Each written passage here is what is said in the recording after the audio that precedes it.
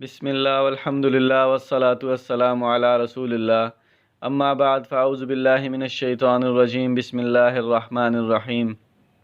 عقل مند کسان۔ کسی گاؤں میں ایک کسان رہتا تھا۔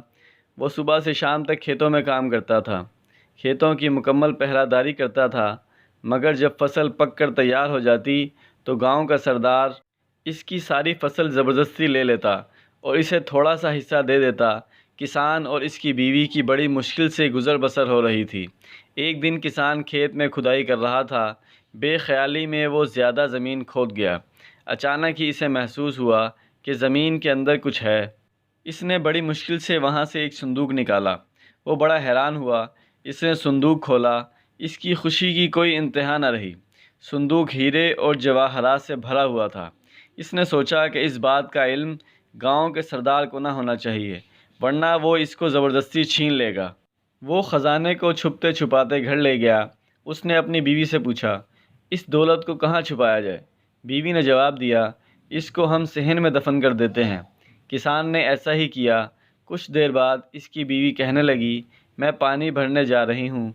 بیوی کے جانے کے بعد کسان سوچ میں پڑ گیا اور وہ اپنے دل میں کہنے لگا کہ میری بیوی اس دولت کا ذکر دوسری عورتوں سے ضرور کرے گی اور پھر اس راز کا علم سردار کو بھی ہو جائے گا۔ یہ خیال آتے ہی کسان اٹھا اور ہیروں سے بھرا صندوق صحن سے نکالا اور گھر سے باہر ایک خفیہ جگہ میں دفن کر دیا اور واپس آ گیا۔ جب اس کی بیوی گھر آئی تو اس نے سنجیدگی سے کہا، کل ہم جنگل سے مچھلیاں پکڑ کر لائیں گے۔ بیوی نے حیران ہو کر کہا، مچھلیاں اور جنگل سے؟ خوشی سے تمہارا دماغ تو خراب نہیں ہو گیا؟ کسان مسکرا کر بولا، کل جب تم جنگل جاؤ گی تو خود دیکھ لینا۔ اگلے دن کسان سورج نکلنے سے پہلے گھر سے نکلا اور گاؤں کے مچھیرے سے بہت ساری مچھلیاں خرید لایا۔ اس نے تندور کی روٹیاں بھی خریدیں اور جنگل کی طرف چل پڑا۔ وہاں ایک جگہ دیکھ کر اس نے مچھلیاں زمین پر پھیلا دیں اور کچھ آگے جا کر درختوں پر روٹیاں لٹکا دیں۔ یہ سب کام کر کے وہ گھر واپس آ گیا۔ اس کی بیوی ابھی تک سو رہی تھی۔ جب سورج نکلا تو کسان اپنی بیوی کو لے کر جنگل کی طرف چل پڑا۔ اس کی بیوی نے زمین پر مچھلیاں دیکھیں تو حیران رہ گئی۔ پھر اس نے سب مچھلیوں کو اپنی ٹوکری میں رکھ لیا۔ آگے جا کر درختوں پر روٹیاں دیکھیں تو کسان سے کہنے لگی، درختوں پر روٹیاں لگی ہوئی ہیں۔ کسان نے کہا، یہاں روٹیوں کی بارش ہوتی ہے، کچھ روٹیاں درختوں پر اٹک جاتی ہیں۔ اس کی بیوی بڑی حیران ہو رہی تھی۔ کسان اور اس کی بیوی کے دن پھر گئے۔ اب وہ پہلے سے زیادہ اچھا کھاتے تھے۔ تھوڑے دن بعد ہر طرف یہ بات پھیل گئی کہ کسان کو کوئی خزانہ مل گیا ہے۔ اب یہ راز بھی راز نہیں رہا۔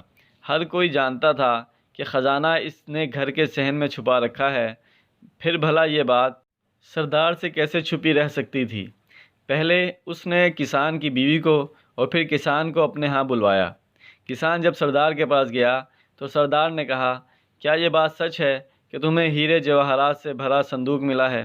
کسان نے حیرت کا اظہار کرتے ہوئے کہا، یہ بالکل جھوٹ ہے۔ سردار نے گرج کر کہا، تمہاری بیوی مجھے سب کچھ بتا چکی ہے۔ کسان نے ہاتھ جوڑ کر کہا، میری بیوی کا تو دماغ خراب ہو گیا ہے، یہ تو آج کل الٹی سیدھی باتیں کرنے لگی ہے۔ جب کسان کی بیوی نے یہ سنا کہ اس کا شوہر اسے پاگل کہہ رہا ہے تو وہ غصے سے بولی، حضور، جو کچھ میں نے بتایا ہے وہ حقیقت ہے۔ وہ صندوق ہمارے صحن میں دفن ہے۔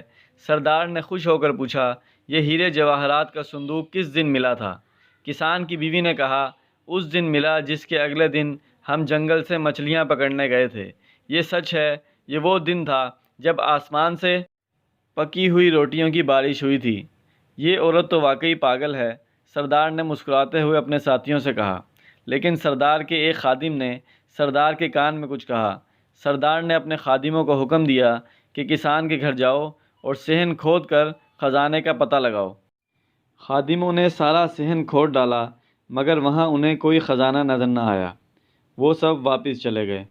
یوں غریب کسان اپنی عقل مندی سے نہ صرف ظالم سردار کے ظلم سے بچ گیا بلکہ اس نے اپنا خزانہ بھی بچا لیا۔